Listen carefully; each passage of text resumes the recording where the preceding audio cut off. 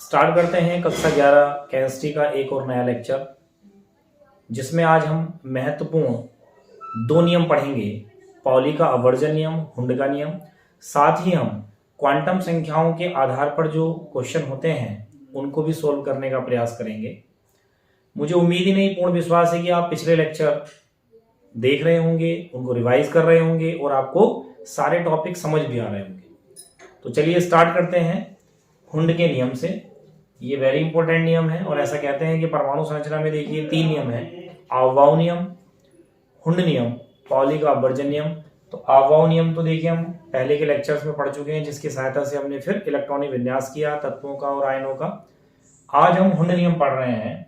देखिए हुंड एक ऐसे साइंटिस्ट हैं जिन्होंने ये कहा कि किसी उपकोष में इलेक्ट्रॉन कैसे भरे जाते हैं, क्योंकि अववाहु नियम के अनुसार हमने कोष और उपकोषों में इलेक्ट्रॉनों को भर रहे थे कि किस कोष के किस उपकोष में कितने इलेक्ट्रॉन आते हैं। लेकिन आज हम उपकोष के अंदर कैसे इलेक्ट्रॉन, माने परमाणु कक्षकों के अंदर कैसे इलेक्ट्रॉन भरे जाते हैं।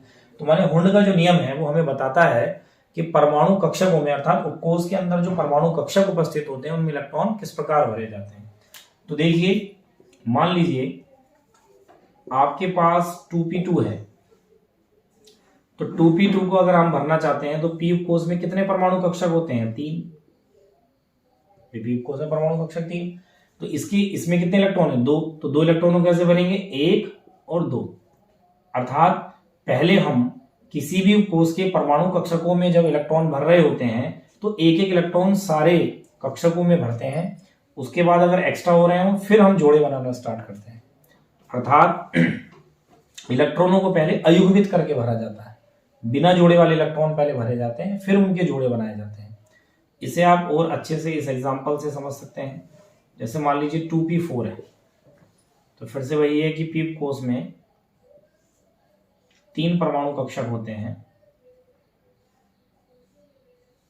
तो 2p4 है तो कैसे भरेंगे? देखिए 1 2 3 और तब यहां पर पेयरिंग स्टार्ट करेंगे, जोड़े बनाना स्टार्ट करेंगे।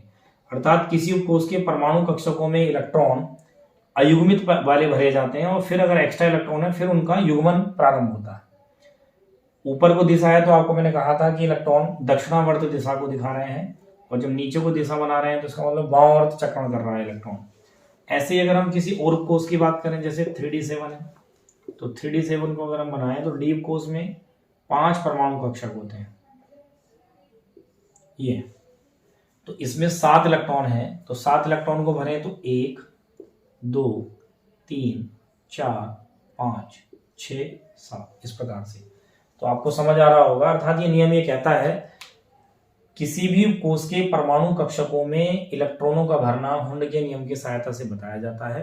और ये बताया जाता है कि किसी कोष के परमाणु कक्षकों में इलेक्ट्रॉनों का युग्मन तब तक नहीं होता जब तक कि एक उपकक्षक को इलेक्ट्रॉन ना मिल जाए। अर्थात किसी भी उपकोष के कक्षकों में जोड़े तभी बनेंगे, युग्मन की क्रिया अर्थात जोड़े बनने की प्रक्रिया तभी स्टार्ट होती है जब तक कि एक एक इलेक्ट्रॉन प्रत्येक परमाणु कक्षक तक ना पहुंच जाए। परमाणु कक्षक का मतलब एक बॉक्स की बात हो रही है। तो जब सारे परमाणु कक्षकों में एक एक इलेक्ट्रॉन पहुंच जाएगा, फिर एक्स्ट्रा हो रहे हैं, फिर जोड़े बनने स्टार्ट होंगे। देखिए पहले यहाँ 5 पहुंचे और फिर ये 6वां और 7वां है। यही से दूसरे शब्दों में कह सकते हैं किसी उपकोष के परमाणु कक्षकों में एक ही दिशा वाले इलेक्ट्रॉनों की संख्या सर्वाधिक होती है। इसका क्या मतलब हुआ? एक ही दिशा वाले माने जो एक ही दिशा माने जैसे ऊपर की दिशा है तो पहले वो अधिकतम होंगे, फिर जोड़े बनना स्टार्ट होंगे। तो इस प्रकार से हुंड नियम को आप आसानी से समझ सकते हैं। इसके लिए हुंड नियम की जो थ्योरी होगी वो मैं लिख देता हूं और फिर आप इन एग्जाम्पलों को उनके साथ नोट कर लेंगे, जिससे इस टॉपिक को अच्छे से समझा जा सकता है। तो देखिए हुंड नियम के अनुसार जो परिभाषा होती है वो मैंने आपके लिए बोर्ड पर लिख दी है। तो क्या है? देखिए इस नियम के अनुसार किसी उपकोष के परमाणु कक्षकों में अयुग्मित इलेक्ट्रॉनों की संख्या अर्थात एक ही दिशा वाले इलेक्ट्रॉनों की संख्या अधिकतम होती है। इसका मतलब ये है कि जब आप परमाणु कक्षक में इलेक्ट्रॉन भर रहे हैं, जैसे मान लीजिए p उपकोष में भर रहे हैं, तो पहले इलेक्ट्रॉन आप इस प्रकार से भरेंगे। अर्थात पहले p उपकोष के तीनों परमाणु कक्षकों में एक ही दिशा वाले इलेक्ट्रॉन पहुंच जाने चाहिए, अर्थात अयुग्मित बिना जोड़े वाले इलेक्ट्रॉन पहुंच जाने चाहिए। तो वही लिखा है किसी उपकोष के परमाणु कक्षकों में अयुग्मित इलेक्ट्रॉनों की संख्या अधिकतम रखने की कोशिश करेंगे। अर्थात पहले एक एक इलेक्ट्रॉन सबको देंगे।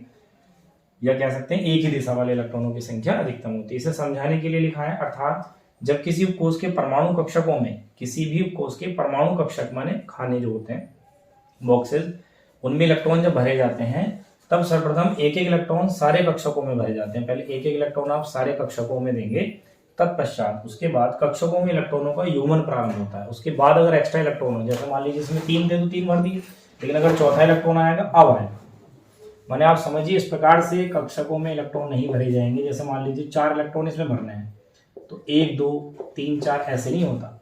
क्या होता है कि पहले आप 1 2 3 एक ही दिशा वाले अर्थात अयुग्मित इलेक्ट्रॉनों को अधिकतम करेंगे, फिर उसके बाद यदि आपके पास एक्स्ट्रा इलेक्ट्रॉन है फिर युग्मन प्रारंभ होगा, इस प्रकार से। तो मैंने लिखा है, जैसे मैं 2p2 को देखिए 1 2, ये नहीं कि शुरू में 1 2 यहीं पे भर दिया, एक इसको दूसरा। 2p5 में 1 2 3 पहले एक दिशा वाले अधिकतम है, फिर उसके बाद अपोजिट डायरेक्शन वाले 4 5। 3d7 में 1 2 3 4 5, फिर नीचे दिशा वाले 6 7।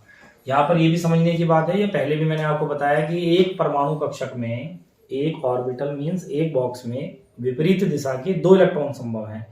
तो जब हम जोड़े बना रहे हैं, एक एक इलेक्ट्रॉन पहले सारे परमाणु कक्षकों को देने के बाद, तब उनकी दिशा क्या लगा रहे हैं, पहले वाली दिशा से विपरीत लगा रहे हैं। माने अगर हम पहले ऊपर को लगा रहे हैं तो फिर जब जोड़े बन रहे हैं तो नीचे को लगा रहे हैं। वो क्यों? क्योंकि ये रूल होता है एक परमाणु कक्षक में विपरीत दिशा के 2 इलेक्ट्रॉन संभव है। क्यों? ये भी मैंने पहले बताया था, जिससे कि उस परमाणु कक्षक के उन दोनों इलेक्ट्रॉनों का चक्रण एक दूसरे के विपरीत रहने की वजह से जो चुंबकीय आघूर्ण उत्पन्न होगा उसका एक दूसरे से निरस्तीकरण हो जाएगा और वो दोनों इलेक्ट्रॉन एक ही परमाणु कक्षक में स्थायी बने रहेंगे। तो इस प्रकार से होने नियम कंप्लीट हो जाता है और आपको ये समझ आ गया होगा। इसको कॉपी पर नोट कर लें।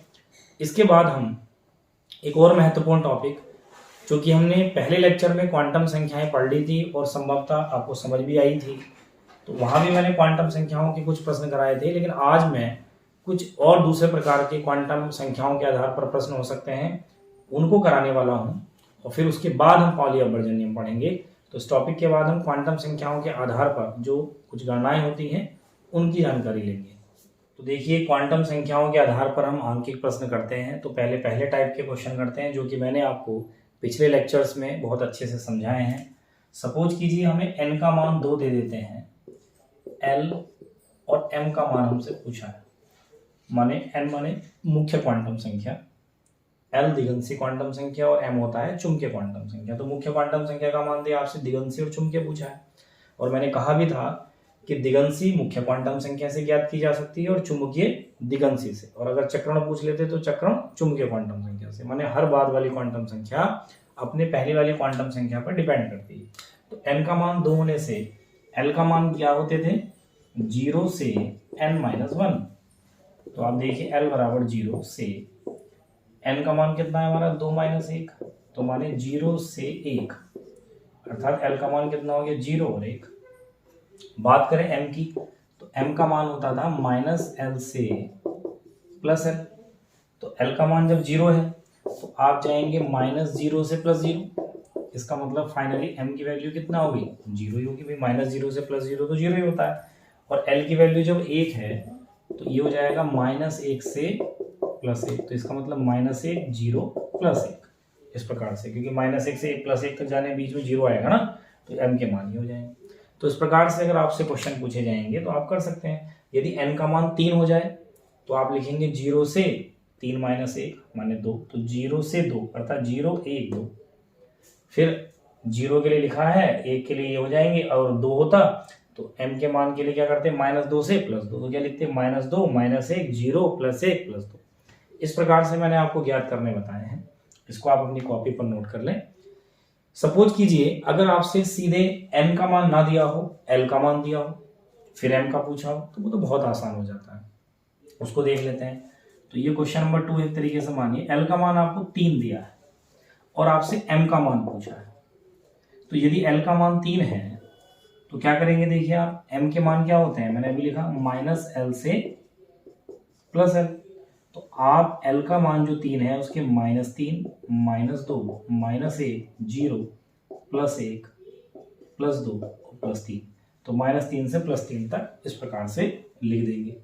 तो l का मान होने से m का और आसान हो जाएगा। और यदि m का मान दिया हो और s का पूछा हो तो इसके लिए पहले कहा जाता है कि प्रत्येक m के लिए s के 2 मान होते हैं, अर्थात जैसे 0 है तो इसके लिए भी प्लस हाफ माइनस हाफ, जैसे ये है -1 है तो प्लस हाफ माइनस हाफ, 0 के लिए फिर से प्लस हाफ माइनस हाफ और 1 के लिए भी प्लस हाफ माइनस हाफ। तो इस प्रकार से प्रत्येक m के लिए s के 2 मान होते हैं, plus half minus half, plus half minus half, plus half minus half. तो ये तो होता है क्वांटम संख्याओं के आधार पर आधारित आंकिक प्रश्नों का पहला टाइप, पहला प्रकार, जिसमें आपको n का मान देंगे तो आप l ज्ञात कर सकते हैं, m ज्ञात कर सकते हैं। आप इतना ध्यान रखिए कि l का मान 0 से n-1 होता है और m का मान -l से +l होता है। तो जो भी l का मान आएगा उसके माइनस से प्लस तक पहुंच जाओ, और n का मान जो होगा l के मान में 0 से n-1 होता है, तो आप इस प्रकार से लिख सकते हैं। देखिए इसके बाद हम क्वांटम संख्याओं के आधार पर जो दूसरे टाइप के क्वेश्चन पूछे जाते हैं उनकी बात करते हैं, और वो इंपॉर्टेंट भी है। देखिए क्या है दूसरा टाइप। अभी तो आपसे कक्षाओं को लेकर पूछा जा रहा था, लेकिन जब एक बार पर्टिकुलर विशेषतः किसी इलेक्ट्रॉन के लिए पूछ लें, वो जैसे मान लीजिए आपको दिया 1s2 के दोनों इलेक्ट्रॉन की क्वांटम संख्या, अर्थात 1s2 करके दे दिया उन्होंने, और ये कहा कि इसके अंदर जो ये दोनों इलेक्ट्रॉन है इनकी क्वांटम संख्याएं बताइए। तब क्या करते हैं, तो हम लिख देते हैं प्रथम इलेक्ट्रॉन के लिए, प्रथम इलेक्ट्रॉन के लिए। तो देखिए n का मान तो कक्षा होती है, तो n का मान तो आप लिख देंगे 1। l के लिए क्या होता था, s उप कोष, तो ये आपको पता होता था कि s उप कोष के लिए l की वैल्यू 0, p के लिए l की वैल्यू 1, d के लिए l की वैल्यू 2 और f के लिए होती है l की वैल्यू 3। तो चूंकि हमारा जो इलेक्ट्रॉन है पहला वो s उप कोष में है, तो l की वैल्यू कितना होती है 0। m की वैल्यू के लिए आप इसके माइनस से प्लस तक लिखते थे, अर्थात बॉक्स बनाए जाते हैं, और बॉक्स बनाने का मतलब हो गया कि s उप कोष में एक बॉक्स बनेगा। उसके पहले इलेक्ट्रॉन को आप इस प्रकार से दर्शाएंगे और इसके ऊपर क्या लिखा जाएगा 0, क्योंकि l का मान अगर 0 है तो m के संभावित मान क्या होंगे -0 से +0, अर्थात 0 तो 0 ही होता है, तो 0, तो उसमें एक इलेक्ट्रॉन पहला हमने यहाँ दर्शाया। तो आप देखिए m का मान कितना हो गया 0। फिर आता है s का मान। तो s के मान के लिए मैंने कहा था कि अगर इलेक्ट्रॉन ऊपर की तरफ को दर्शाया जा रहा है, अर्थात वो क्लॉकवाइज है, अर्थात वो दक्षिणावर्त चक्रण कर रहा है, तो उसके लिए दिशा बताई थी प्लस हाफ। तो इस प्रकार से 1s2 के पहले इलेक्ट्रॉन की चारों क्वांटम संख्याएं, n का मान 1 है क्योंकि कक्षा होती है, भाई कोष के साइड में जो लिखा होता है वो कोष लिखा होता है, तो ये रहा। जो पहला इलेक्ट्रॉन है वो s उप कोष में है, तो s उप कोष के लिए l का मान 0 होता है स्पेशली। m की बात करें तो इसके लिए बॉक्स बनाएंगे, तो s उप कोष में एक बॉक्स बनता है, तो 0 है, तो m का मान 0 ही होगा, उसके ऊपर लिखा है तो ये 0 हो गया, और s का मान प्लस हाफ। अगर हम बात करें इसके दूसरे इलेक्ट्रॉन के लिए, द्वितीय इलेक्ट्रॉन के लिए, तो आप क्या देखेंगे, भाई n की वैल्यू तो 1 ही होगी क्योंकि दूसरा इलेक्ट्रॉन भी पहले कोष में है, l की वैल्यू 0 ही होगी क्योंकि s उप कोष में है। m की वैल्यू के लिए देखिए दूसरा इलेक्ट्रॉन आप दर्शाएंगे तो वो भी 0 वाले में बॉक्स में है, तो m की वैल्यू 0, लेकिन s की वैल्यू कितना हो जाएगी इस बार -हाफ, क्योंकि उस इलेक्ट्रॉन की जो डायरेक्शन है वो वामावर्त है, अर्थात एंटी क्लॉकवाइज रोटेशन कर रहा है, विपरीत दिशा में है, तो इसलिए उसका हो गया -हाफ। तो इस प्रकार से आप किसी विशेष इलेक्ट्रॉन के लिए ऐसे बता सकते हैं। ऐसे में और भी अभी आपको एग्जांपल कराऊंगा तो ये आपको समझ आ रहा होगा। जैसे सपोज कीजिए अगर ये, भाई इसको आप कॉपी पर जरूर नोट कर लें, वीडियो को पॉज करके कॉपी पर जरूर नोट कर लेना इसको। हम बात करते हैं किसी दूसरे एग्जांपल की, जैसे मान लीजिए 2p5 है, तो 2p5 की आपसे पांचों इलेक्ट्रॉन की मालूम कर लें, या स्पेशली कह दें भाई दूसरे और तीसरे इलेक्ट्रॉन की बताओ, पहले दूसरे तीसरे की बताओ। तो पहले इलेक्ट्रॉन की अगर हम करें तो देखिए कैसे करेंगे,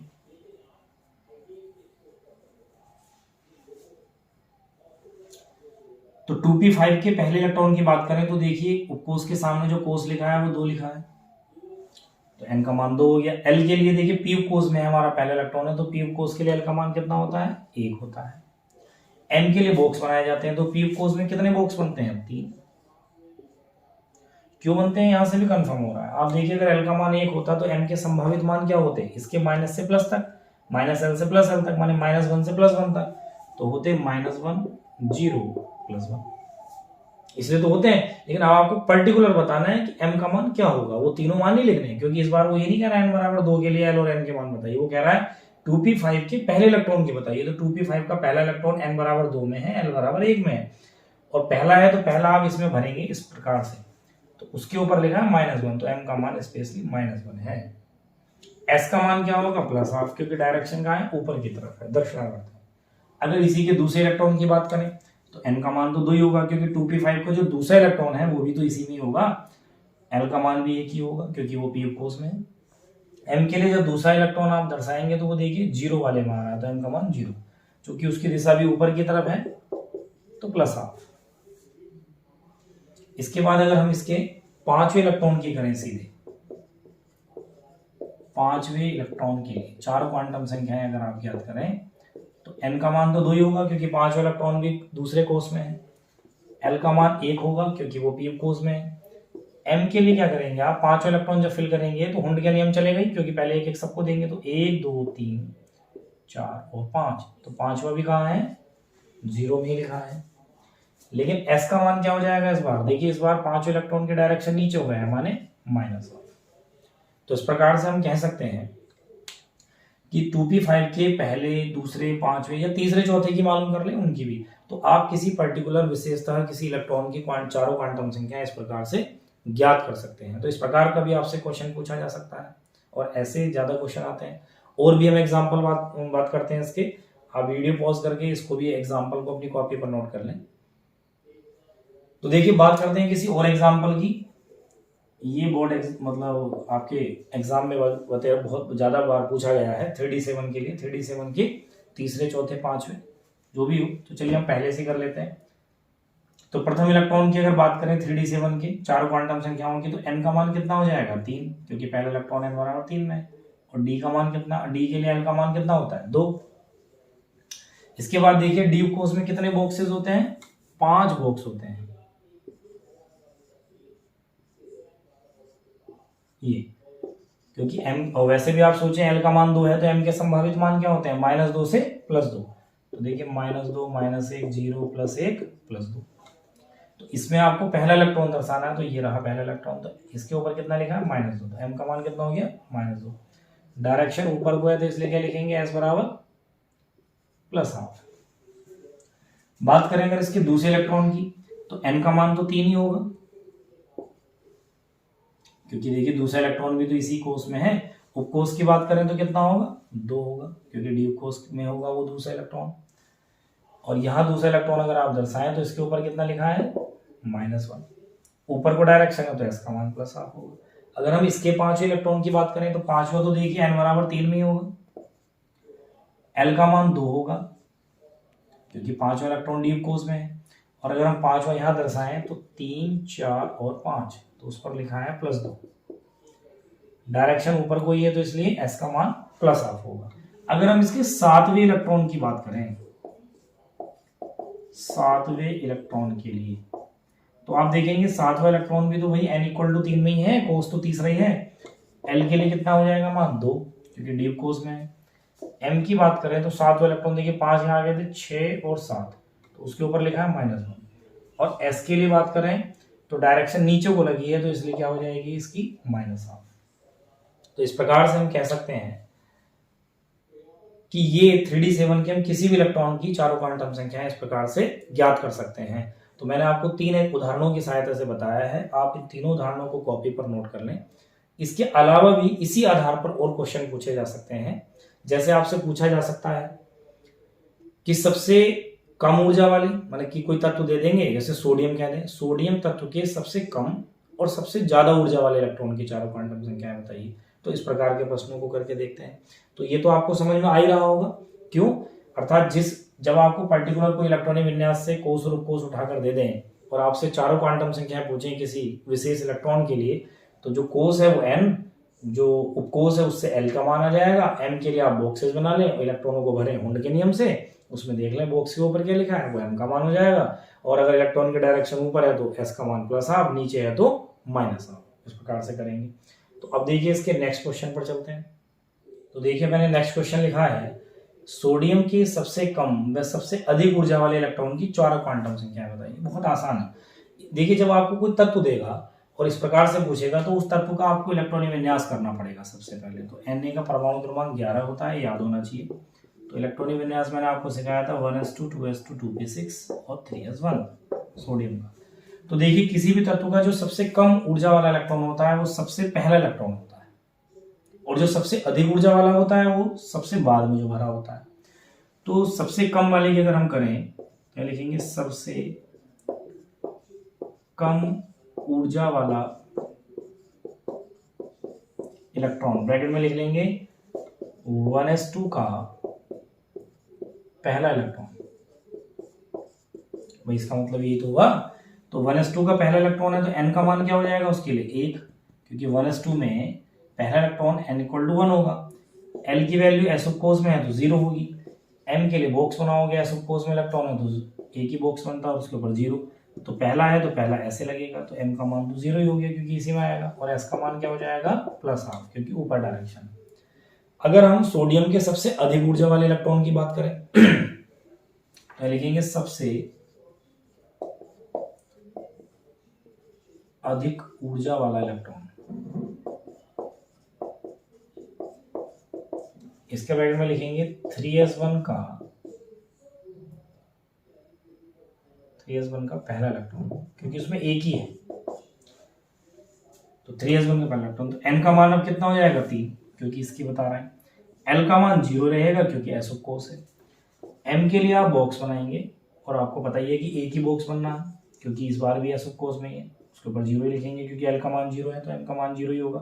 तो उसमें एक इलेक्ट्रॉन है, यही दिखाएंगे तो 0 हो गया, और s का मान कितना हो जाएगा +12 हो जाएगा क्योंकि ऊपर की तरफ डायरेक्शन है। तो इस प्रकार से आपको किसी भी तत्व के सबसे अधिक और सबसे कम ऊर्जा वाले इलेक्ट्रॉन की चारों क्वांटम संख्या यदि ज्ञात करनी है तो आप इस प्रकार से ज्ञात कर सकते हैं। सबसे कम वाला माने सबसे पहला वाला, तो वो तो किसी भी तत्व के लिए यही क्वांटम संख्या होगी पहले वाले की, अर्थात सबसे कम ऊर्जा वाले की, और सबसे अधिक ऊर्जा वाला माने जो सबसे बाद में आएगा। तो इसको भी आप अपनी कॉपी पर नोट कर लें। इसके बाद हम ऐसे ही और भी क्वेश्चन करने वाले हैं। जैसे मान लीजिए सोडियम ना होकर या सोडियम के ही माने, या चलिए एक बार बदल देता हूं, सोडियम के अलावा हम करते हैं बात क्रोमियम की ही कर लेते हैं। चलिए क्रोमियम के सबसे कम व सबसे अधिक ऊर्जा वाले इलेक्ट्रॉन की चारों क्वांटम संख्या है। तो क्रोमियम का हम इलेक्ट्रॉनिक विन्यास कर लेंगे। पहले 24 होता है, 1s2 2s2 2p6 3s2 3p6 4s2 तक 20 हो जाते हैं, और 3d4 आता है। लेकिन मैंने बताया था आपको कि वहां आप एक शिफ्ट करते हैं 4s1 और इसको कर लेते हैं आप 3d5। तो इस प्रकार से आप इलेक्ट्रॉनिक विन्यास करते हैं। तो सबसे कम ऊर्जा वाला इलेक्ट्रॉन तो भाई देखिए 1s2 का पहला ही होगा, तो ये तो यही रहेगा। लेकिन सबसे अधिक ऊर्जा वाला कौन होगा, या लिख दे रहा हूं सबसे अधिक ऊर्जा वाला इलेक्ट्रॉन माने 3d5 का 5वां इलेक्ट्रॉन होगा, माने इसका भी लास्ट वाला 5वां इलेक्ट्रॉन, क्योंकि वो सबसे बाद में भरा गया है, माने सबसे अधिक ऊर्जा 3d की है, माने 4s से भी ज्यादा ऊर्जा 3d की है, तो सबसे अधिक ऊर्जा वाले इलेक्ट्रॉन इसी में होंगे, उसमें भी लास्ट वाला। तो 3d5 के 5वें इलेक्ट्रॉन की जब आप ज्ञात करेंगे तो n का मान तो 3 ही होगा, लेकिन l का मान चूंकि वो 5वां इलेक्ट्रॉन d में है तो l का मान क्या होता है d कोस के लिए 2। m का मान ज्ञात करने के लिए आप d कोस में कितने बॉक्सेस बनते हैं 5, 2 3 4 और 5। तो इसमें देखिए d5 आपको दर्शाना है तो 1 2 3 4 5, तो यहाँ होता है -2 -1 0 +1 और +2 इन बॉक्सेस के ऊपर। तो m का मान कितना हो जाएगा +2, क्योंकि जो 5वां इलेक्ट्रॉन है उसके ऊपर लिखा है +2, और ऊपर डायरेक्शन तो s का मान कितना हो जाएगा +12। तो इस प्रकार से तो सीधी सी बात है।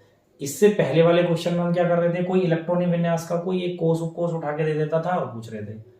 अब उसने पूरा अधिक ऊर्जा वाले की पूछी है तो हम खुद से वो ढूंढ ले रहे हैं। जैसे मान लीजिए आपसे जनरली कह देते कि 3d5 के 5वें इलेक्ट्रॉन की बताओ, आप भी ऐसे ही तो करते। अब उसने क्या कहा है 3d5 ना कह, उसने तो ये कह दिया कि क्रोमियम के सबसे अधिक ऊर्जा वाले इलेक्ट्रॉन की बताइए। तो क्रोमियम का सबसे अधिक ऊर्जा वाला 3d5 का 5वां है, तो आप 3d5 वहां से नोट कर लो, उसके 5वें इलेक्ट्रॉन की क्वांटम संख्या है बता दो। तो बहुत आसान है। इसी क्वेश्चन में ये भी पूछा जा सकता है, इसको कॉपी पर नोट जरूर करते रहे आप। इसी क्वेश्चन में ये पूछा जा सकता है कि क्रोमियम के, जैसे यहाँ सबसे कम है तो आप समझिए ये पूछा जा सकता है कि क्रोमियम के 6, 9, 11वें इलेक्ट्रॉन की चारों क्वांटम संख्याएं बताइए।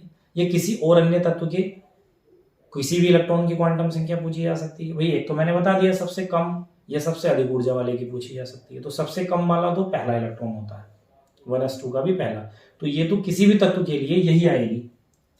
और सबसे अधिक ऊर्जा वाला जो सबसे लास्ट में भरा जाता है। इसके अलावा देखिए क्वेश्चन का क्या पैटर्न बदला जा सकता है। क्रोमियम के, हम लिख सकते हैं क्रोमियम के तीसरे, पांचवें, छठे, नवे इलेक्ट्रॉन की चारों क्वांटम संख्याएं ज्ञात कीजिए। तो क्रोमियम का इलेक्ट्रॉनिक विन्यास तो आपने करना ही पड़ेगा। अब आपसे उसके तीसरे की पूछी है, तो देखिए मैं यहां लिख रहा हूं, इस पूरी को रफ कर देता हूं।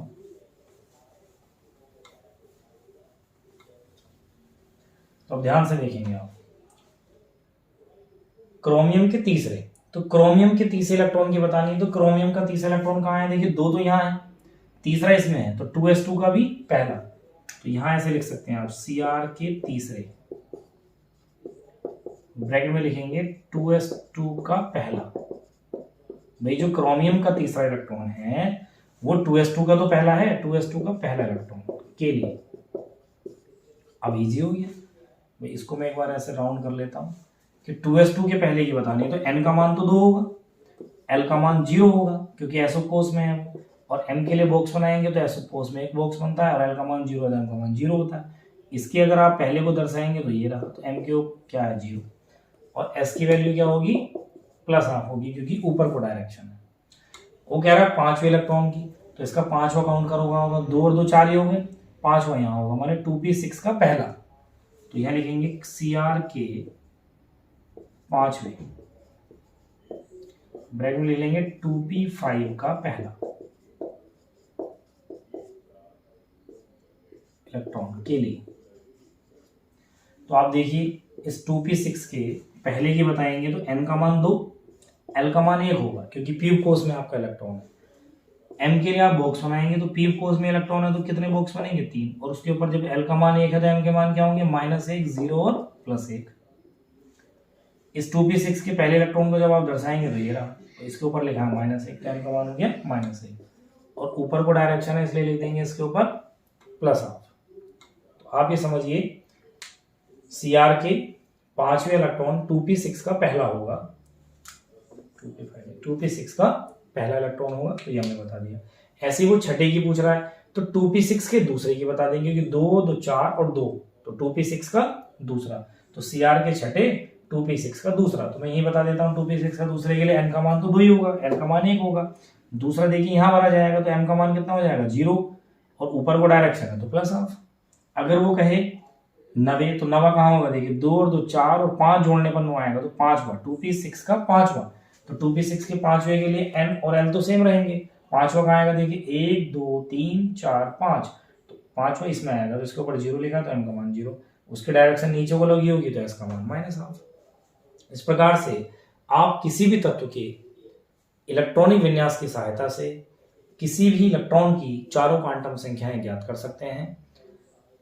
साथ ही सबसे कम या सबसे अधिक ऊर्जा वाले इलेक्ट्रॉन की चारों क्वांटम संख्याएं ज्ञात कर सकते हैं। इसी प्रकार से आप किसी अन्य तत्व का, ये मैं आपको अभ्यास के लिए ऐसे ही क्वेश्चन दे रहा हूँ, किसी भी तत्व को आप 30 तक के परमाणु क्रमांक में किसी भी इलेक्ट्रॉनिक विन्यास आपको आ ही गए हैं, किसी भी तत्व के किसी भी इलेक्ट्रॉन की चारों क्वांटम संख्याएं ज्ञात करके देखें। यदि आपको समझ नहीं आता है तो मुझे कमेंट में, इसी वीडियो के कमेंट में लिखकर बता दें, जिससे कि मैं नेक्स्ट वीडियो में आपको इस समस्या को आपकी दूर कर सकूं। इसके बाद देखिए, जब हम क्वांटम संख्याओं के आधार पर इतने ही टाइप के आपसे क्वेश्चन पूछे जाते हैं, इनको पढ़ने के बाद हम एक और महत्वपूर्ण नियम पढ़ने वाले हैं जिसका नाम है पाउली का अपवर्जन नियम, जो कि बहुत ज्यादा इंपॉर्टेंट नियम है। देखिए, क्वांटम संख्याओं के आधार पर क्वेश्चन पढ़ने के बाद मैंने आपके लिए पाउली का अपवर्जन नियम लिख दिया है। तो क्या है देखिए ये नियम, इसको लिखा रहने दीजिए, मैं पहले आपको एग्जाम्पल की सहायता से बताता हूँ। सपोज कीजिए हम 2p5 के, जो कि अभी मैं कर भी रहा था, 2p5 के इलेक्ट्रॉनों की क्वांटम संख्याएं ज्ञात करते हैं।